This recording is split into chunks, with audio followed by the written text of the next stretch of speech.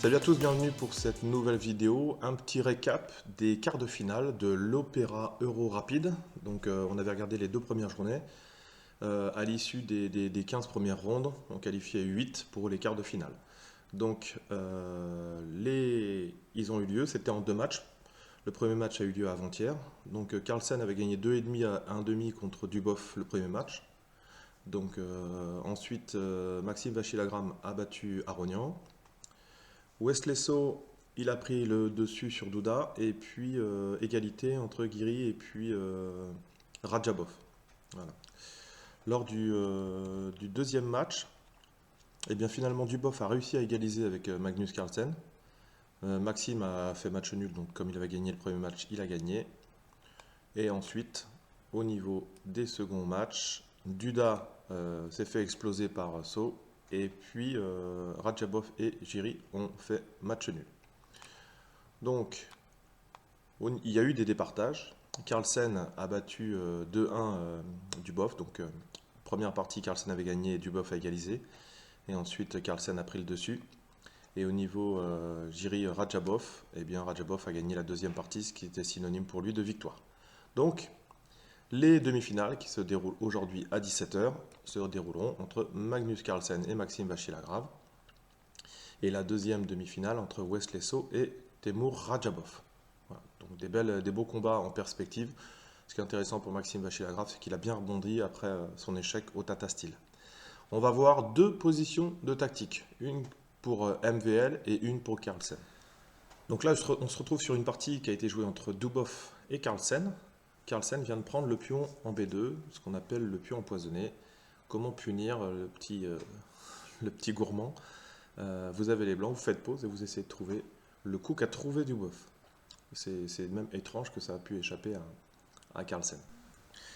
Alors, il y a une première chose qui était tentant ici, c'était de venir prendre la dame, avec l'idée, ici, bien sûr, au moment où s'il met le cavalier devant, prise, et ici, on vient récupérer la dame. Voilà. Mais, seulement, il ne faut pas prendre le désir pour des réalités. Ici, il y avait possibilité de revenir en E7, et sur la prise de la tour, ici, les noirs ont un pion de plus. Donc ça, et sont gagnants. Donc c'était... Alors, c'est l'idée, hein, bien sûr. Ça va rentrer en compte dans la combinaison, mais d'abord, Dubov a joué tour des deux. Le seul coup pour Carlsen, c'était de jouer A3, et on joue toujours sur la même idée avec cavalier G4. Si cavalier prend, et bien ici, et puis mat sur D8.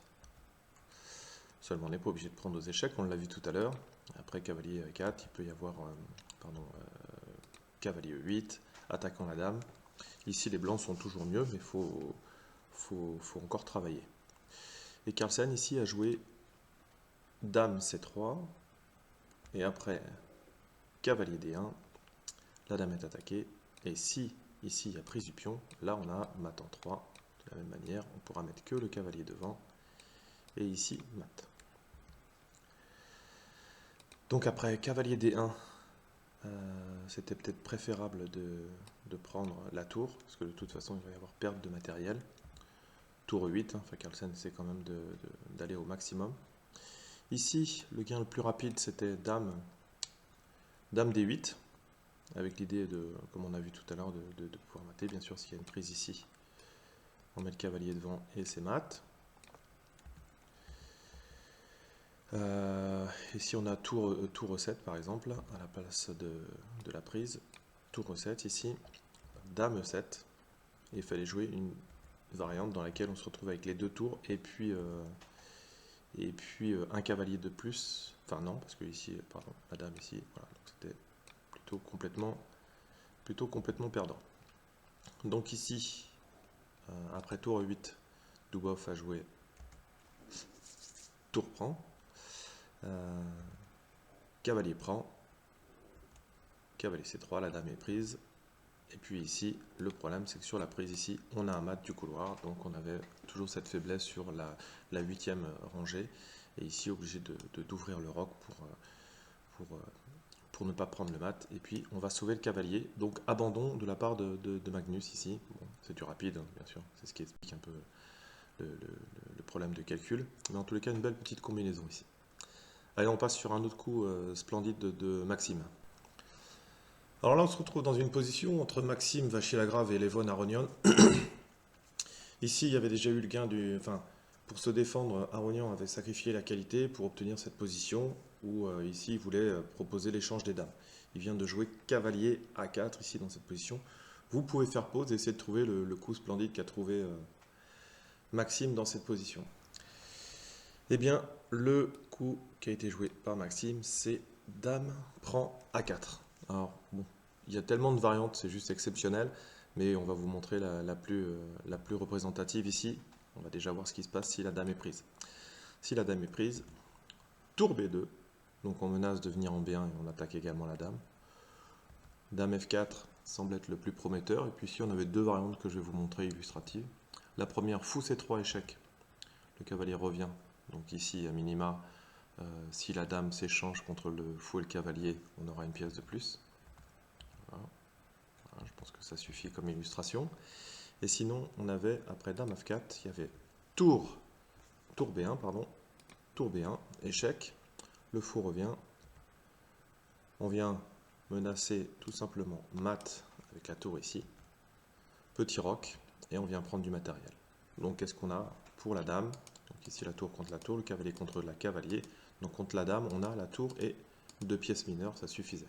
Je vous montre une petite variante un petit peu illustrative. Ici, on aurait pu un peu, pas liquider, mais au moins liquider une paire de pièces.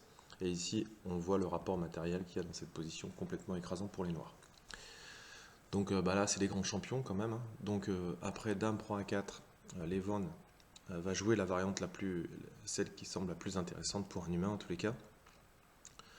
Tour prend, il vient prendre la tour, tour B1, fou D1,